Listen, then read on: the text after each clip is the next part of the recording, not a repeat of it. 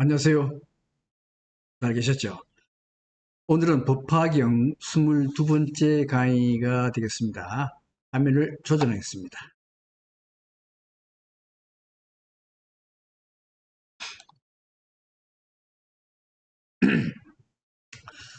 오늘은 그 법화경 제13품 건지품에 대한 강의가 되겠습니다. 자, 법화경은 정문과 본문으로 나눠지고 정문에는 서론, 본론, 결론으로 나눠지는데 결론 부분은 이제 유통분이라고도 하죠. 자, 유통분에는 5개의 품이 있습니다. 첫 번째 품은 법사품. 법사품은 법사는 법화경을 가리키는 스님, 선생에 관한 것이고요.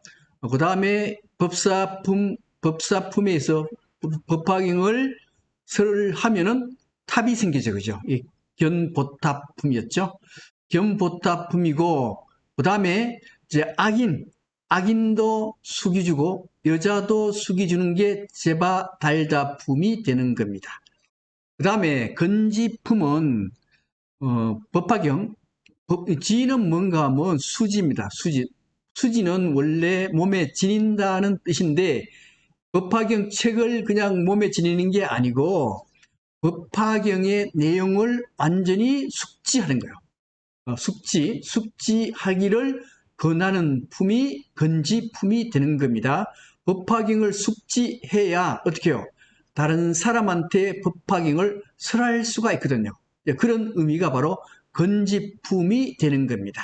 그 다음에 이제 마지막이 안락행품인데, 안락행품은 신구의, 불교에서는 신구의 이렇게 나눠지고, 그죠? 신구의하고, 보다 서원, 네 가지에 의해서 불교 법화경을 다른 사람에게 전파하는 방법, 거기에 대한 게 안락행품이 돼요. 오늘은 건지품에 대해서 말씀을 드리겠습니다. 건지품의 구성은 이렇게 세 파트로 나누어 볼 수가 있어요. 그래서 야광보살 전에 견보타품에서 석가모니 부처님이 뭐라 그런가 하면 내가 열반에 든 뒤에 누가 법화경을 설하겠느냐 이렇게 얘기를 했었죠. 그죠? 그걸 건지품에서 이어받습니다. 이어받아서 뭐라는가 하면 야광보살하고 대여설보살이 석가모니 부처 앞에 맹세를 해요. 어떻게 맹세하는가 하면 부처님 열반 후에 법화경으로 중생들에게 설법을 하겠습니다. 예. 그리고 오정법사는 뭔가 하면은 수지란 게 몸에 지닌다죠. 지닌다는데 그 지니는 게 완전히 이해해서 외우고 있다는 뜻입니다. 그 법화경을 수지하고, 그 다음에 독송, 또 법화경을 읽고 외우고, 그 다음에요, 사경하고, 쓰고 사경하고, 그 다음에 남한테 요걸 오종법사라고 해요. 이 오종법사에 목숨 걸고 수행하겠다 하는 것이 첫째 부분이고, 둘째 부분은요, 사방세계, 사방세계에게 법화경을 널리 설하겠다 하는 게 두 번째입니다.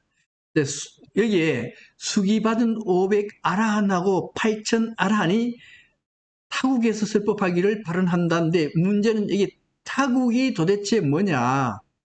다른 나라냐 하면은 다른 나라라기보다는 타국, 불법을 잘 믿지 않는 사람을 타국 사람이라고 해요. 그 타국 사람은 어떤 사람인가 하면 퇴폐하고 타락하고 천박하고 첨잘하고 증상만 잘난 체 하는 사람. 이 증상만이라는 게 불교에서는 가장 불법을 잘 믿지 않은 사람들이에요. 증상만이라는 사람은 누군가 하면은 아주 겉으로 잘난 체 하는 사람들. 예를 들면은 인류대학교 나오고 그다음에 굉장히 시험도 잘 보고 굉장히 뛰어난 사람들이거든요. 뛰어난 사람들은요. 다른 사람 말 듣기를 싫어합니다. 자기가 기준이라고 생각해요. 이런 사람을 증상만이라고 해요. 이런 사람들을 타국 사람이라 하는 거예요. 타국 사람. 그 다음에 이제 그 스가모니의 이모 마하파자파니하고 부인인 아쇼다라에게 수기를 줍니다. 수기를 주는데 문제는 그 제바달다 악인까지도 수기를 주면서 마하파자파니하고 아쇼다라 마하파자파니는 스가모니의 이모고 아쇼다라는 스가모니의 자기 부인이었어요. 부인이었는데 이 사람들에게는 수기를 굉장히 늦게 줍니다. 늦게 주는데 이게 제바달다보다도 못해서 수기를 늦게 주는 게 아니고 자기의 친족에게 먼저 수기 주면은 다른 사람이 뭐라 할 수도 있어요. 그러니까 친족에게는 맨 나중에 수기를 주면서 동시에 6천 명의 비구니에게 수기를 주게 됩니다. 수기를 주는데 문제는 이제 여기에 6천 명의 비구니한테 준다는 얘기는 여자들도 전부 다 성불을 할 수 있다는 걸 보여주게 되는 거죠. 세 번째 부분이 뭔가 하면 세 번째 부분이 여기 이제 보살들이 수많은 보살들이 석가모니의 뜻에 따라서 석가모니 열반 후에 시방세계 설법하겠다 하는 게 이 세 번째인데요. 설법하는데 문제는 설법을 하게 되면 법화경을 설법하게 되면은 여기에 나쁜 감정을 품고 있는 사람이 굉장히 많습니다. 굉장히 많기 때문에 이 법화경을 설법하기 위해서는 어마어마한 박해를 이겨내고 설법을 해야 돼요. 그래서 인욕의 갑옷을 입고 설법을 해야 된다는 게 세 번째 부분입니다. 그래서 먼저 건지품. 자, 건지품의 뜻이 뭔가 하면 건지품은 아까도 말씀드렸듯이 법화경을 수지하는 걸 건하는 품이요. 그래서 수지 의미를 담아서 지품, 수지란 게 뭐라 했어요? 수지는 법화경을 몸에 책만 이게 주머니에 넣고 다니면 되는 게 아니고 법화경을 뜻을 다 이해하고 다 외운 상태, 이게 수지의 상태입니다. 그래서 수지의 의미를 담아서 지품으로 하고 권유를 해요. 법화경을 배워라 설법을 권유합니다. 권유하는데 문제는 이 다른 경전하고 틀려서 법화경은 그 법화경에 대해서 나쁜 감정을 가지고 있는 사람이 굉장히 많습니다. 왜, 어떤 사람들인가 하면은 불교로 해서 밥을 먹고 사는 사람들이 있는데 그 사람들로 입장에 봤을 때는 다른 거 다 필요 없고 법화경 하나만 잘 하면은 다 부처된다라고 하니 이제 불교로 이제 밥 먹고 사는 사람들은 법화경 이건 완전 원수 같은 거죠. 그래서 그런 사람들이 아주 박해가 굉장히 심해요. 그래서 이 박해를 이겨내려면 반드시 인욕으로만 이겨낼 수가 있다는 겁니다. 여기서는 건지품에서 강조하는 것은 인욕을 굉장히 강조해요. 법화경설법에 왜 인욕이 필요한가 하는 문제인데 아까도 말씀드렸듯이 성불 조건이 뭔가 하면요. 본인이 부처라는 굳은 믿음만 있으면 돼요. 다른 건 다 필요 없습니다. 자, 본인이 부처라는 굳은 믿음을 가지고 오종법사만 하면은 부처가 된다는 거예요. 그렇기 때문에 이 성불하는 것은 근기에 우열도 없고 남녀 관계도 없고 모든 사람이 평등하게 신심으로 믿음으로만 법화경만 믿으면 부처가 된다는 거예요. 근데 교단을 팔아서 이익을 추구한 자에게는 받아들일 수가 없어요. 왜요? 교단 사교죠. 불교의 이단 비슷하죠. 불교의 이단 이거 믿을 필요 없거든요. 법화경 하나만 믿으면 되니까 이게 이 사람들한테는 돈 문제 걸리는데 먹고 사는 문제 걸리는데 이것 때문에 먹고 살지 못하겠다. 그러면 무슨 짓이라도 할 수 있는 게 바로 이런 사람들이에요. 이런 사람들의 바퀴를 이겨내려면 인욕이 반드시 필요하다라고 보는 겁니다.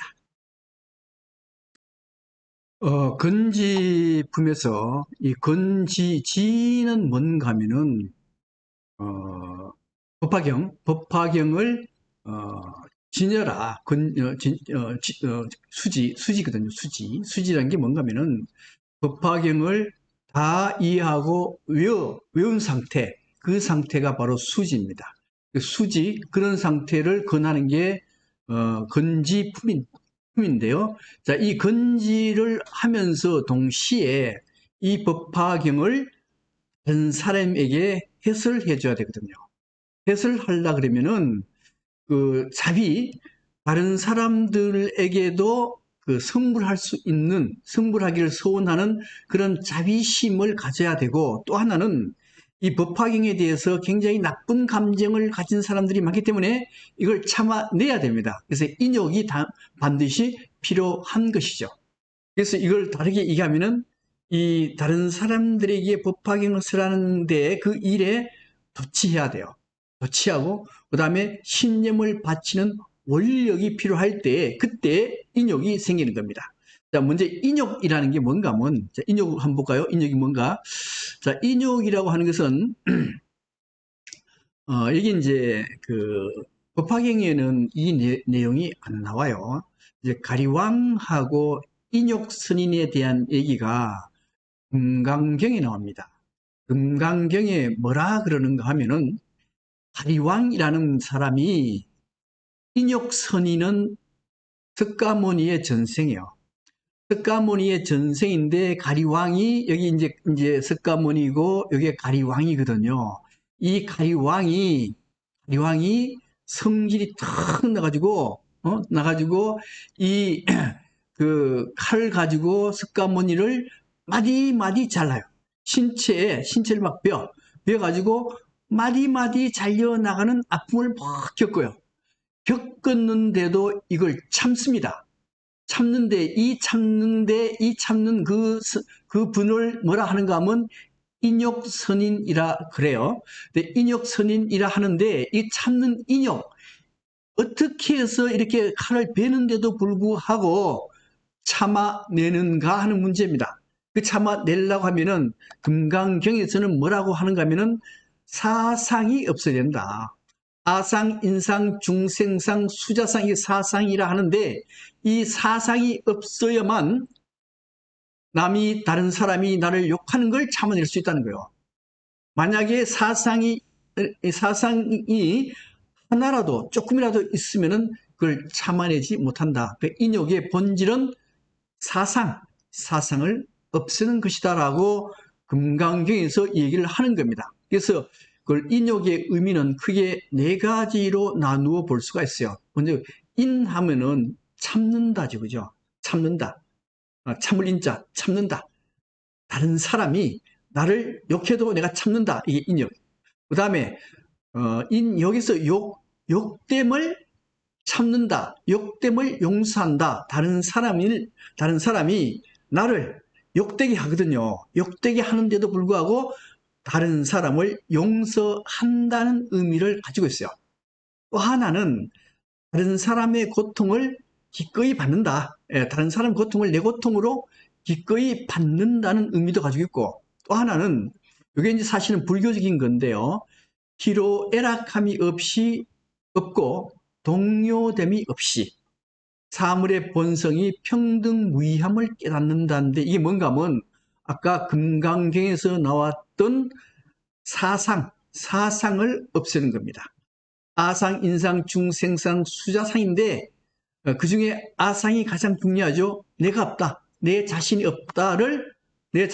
없다라 생각해야 인욕이 완성이 되는 겁니다. 인욕을 사실은 시대 정신으로 해석하는 게 좋거든요. 그 시대 정신이 포스트 모더니즘이죠. 포스트 모더니즘 중에 자크 데리다의 사상으로 해석하면 참 좋습니다. 근데 지금의 시대 정신은 전에 한번 얘기했었죠. 포스트 모더니즘. 포스트 모더니즘이란 게 뭔가 하면은 꼰대 짓 하지 마라. 나한테 꼰대 짓 하지 마라라는 거거든요. 나한테 꼰대라는 게 뭐예요? 나를 가리키려고 드는 겁니다. 나를 가리키려고 드는 사람이 많은데 그 중에서 누가 가장 나를 가리키려 들어요? 부모가 나를 가리키려고 듭니다. 그러니까 꼰대의 가장 원조는 아버지입니다. 아버지가 나를 가리키려고 해요. 가리키려고 하는데 이제 문제는 이 원래의 해체는 이제 사랑 가지고 시작을 하는 거거든요. 아버지가 나를 사랑하죠. 사랑하는데 나를 사랑하기 때문에 어떻게 생각하는가 하면 나는 너에 대해서 다 알아. 이 공부 잘하잖아. 이 공부가 전체 0.1% 안에 들어가. 그럼 뭐요? 의대도 갈 수 있고 법대도 갈 수 있어요. 의사도 할 수 있고 법관, 검사도 할 수 있습니다. 그래서 아버지가 내가 지금까지 인생을 살아보니까 의사나 법관이나 검사하는 게 제일 좋아. 그러니 너는 내 말대로 해. 내가 너 잘 알잖아. 이제 그래서 아버지가 아들을 가리키려고 들어요. 이게 꼰대입니다. 꼰대. 근데 이 아들은 공부는 잘 하지만은 법관, 판사 이런 거 전혀 관심 없어요. 나는 그냥 그림만 그리려고 그래. 그림만 그리려고 하면은 아버지가 뭐라 하겠어요? 야 이놈아, 그림 그려가지고 네가 생활할 수 있어? 그러니 내가 인생 살아보니까 너 그거 하면 안 돼. 안 되고 네 능력이면 의사도 할 수 있고 검사도 할 수 있고 판사도 할 수 있어. 내가 네 다 아는데 그렇게 해야 돼. 라고 하는 순간 그때부터는 아버지는 아들을 사랑한다는 의미로 그렇게 얘기를 했지만은 실제는 그것은 사랑이 아니고 뭐요? 지배하려는 거예요. 꼰대가 되는 거예요. 꼰대가 가르치려 되는 거예요. 아들은 전혀 그래서 시대 정신은 요새 아들은 아버지 간섭하지 마세요. 내 인생 내가 알아서 삽니다. 이게 시대 정신이요. 시대 정신을 다르게 얘기하면은 아버지가 사실 아들을 다 알까요? 아들을 다 안다는 순간 그 순간 사랑은 사라집니다.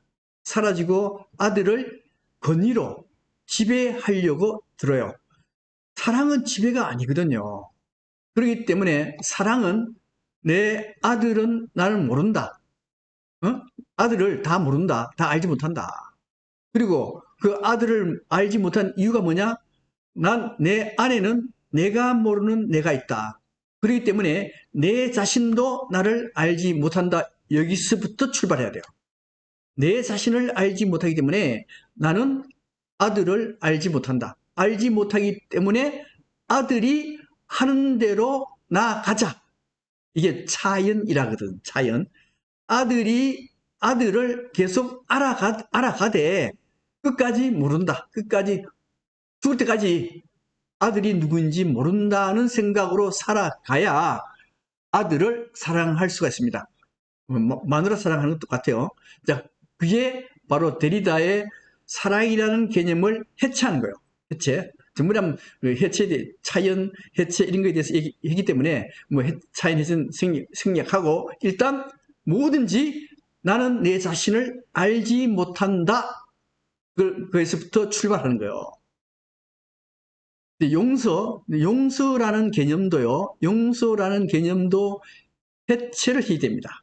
원래 인욕은 다른 사람이 나를 욕하면은 그걸 용서해 줘야 되거든. 용서인데 문제는 용서할 수 있는 것을 용서할 때는 그것은 용서라고 얘기를 안 해요. 용서할 수 없는 것을 용서할 수 있어야 됩니다.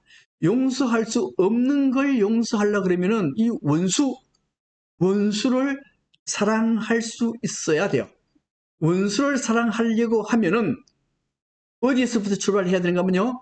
나는 내 자신을 모르고 그 원수란 놈, 그놈도 사실은 내가 그놈이 누구인지 잘 모른다에서부터 출발해야 돼. 그리고 왜 이렇게 출발해야 되는가 하면은 용서해준다 할 때 이게 문제가 있다는 거예요. 예를 들면은 이제 그 신약 성서에 중풍 환자가 예수를 찾아와서 이제 문으로 못 들어오니까 지붕을 뜯고 중풍 환자가 들어오잖아요. 들어가지고 예수가 뭐라는가 하면 너의 죄를 용서받았다라고 얘기합니다. 너희의 죄를 용서받았다. 이게 뭐요? 수동태입니다. 예수가 내가 너를 용서했다가 아니요. 내가 너를 용서했다라 하면은 내가 위계상으로 위가 되고 중풍 환자는 위계상으로 아래가 돼요. 그러면 권위적이 되죠. 그죠? 예수가 권위를 갖게 되고 중풍 환자는 권위가 없게 돼요. 그래서 권위를 갖게 되면은 그 상하 관계로 바뀝니다. 그러니까 포스트 모더니즘이라는 것이 뭔가 하면 권위를 파괴하라요. 그래서 예수는 내가 너를 용서했다가 아니고 너의 죄를 용서받았답니다. 누가 용서해 준 게 아니요. 그냥 용서받은 거예요. 받았을 때는 예수하고 중풍 환자 간의 위계 관계가 형성이 안 됩니다. 그래야만 돼요. 위계 관계가 형성이 안 될 때만 순수한 용서가 되는 겁니다. 이게 자크 데리다의 해체입니다. 모든 것도 똑같아요. 사랑이라 하는 것도 아버지가 권위적으로, 아들한테 권위적으로 대할 때는 이게 상하 관계가 돼요. 상하 관계가 되면 사랑은 사라집니다. 이거는 위계적이 돼요. 지시가 돼요. 그건 사랑이 아니에요. 그래서 항상 위계가 없어야 되고 상하가 없어야 됩니다. 용서도 마찬가지로 위계가 없어야 되고 상하가 없어야 돼요. 해체, 자, 인욕입니다. 인욕도 똑같아요. 인욕도 이게 만약에 아까 가리왕 나왔었죠. 가리왕이 석가모니를 칼로 막 베요. 실제 뭐 칼로 안 벨 수가 있어요. 막 욕을 해서 마치 몸이 칼에 잘려 나갈 듯한 그런 마음이 생겼다. 그런 마음이 생겼어요. 생기는데도 불구하고 이 가리왕을 용서해 주려고 하면은 어떻게 해서 용서해 줘야 되는가 하면은 가리왕하고 나하고는 평등 관계가 유지가 돼야 된다 이거요. 유지가 되려고 하면은 어떻게 해야 되는가 하면 내 자신도 나를 모른다. 또 상대방 가리왕도 그놈이 어떤 놈인지 잘 알지 못한다. 알지 못하고 또 그 알지 못하는 것은 불교적으로 얘기하면은 내 자신 나는 아무것도 없다. 사상이 없다. 아상, 인상, 중생상, 수자상 아무것도 없기 때문에 나에게는 어떠한 권위도 존재하지 않는다. 권위를 해체시켜야 돼요. 권위가 없고 상하관계가 없다. 왜요? 내가 없기 때문에.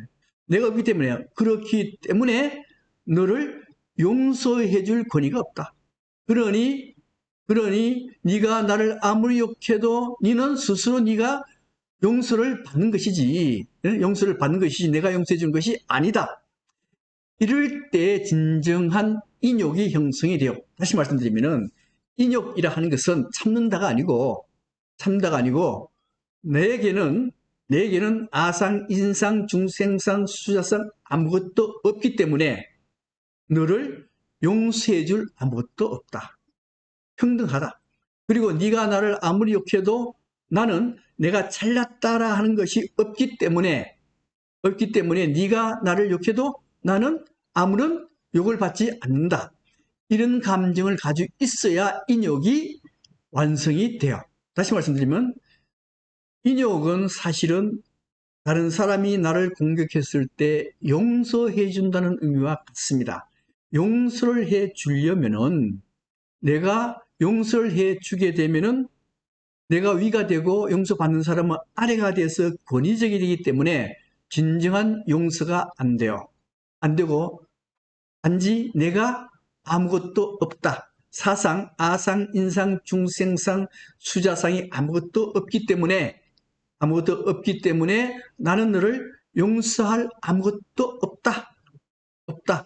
그래서 너는 너의 죄를 너가 나를 욕한 거에 대해서 스스로 용서받았다라고 할 때 진정한 인욕이 완성된다는 얘기입니다. 좀 어렵죠, 그죠? 이건 나중에 다시 아마도 안락현품 다시 한번 얘기할 거예요. 그때 한번 다시 한번 얘기를 하겠습니다. 그다음에 이제 석가모니에게 가장 가까운 근친에게 수기를 줘요.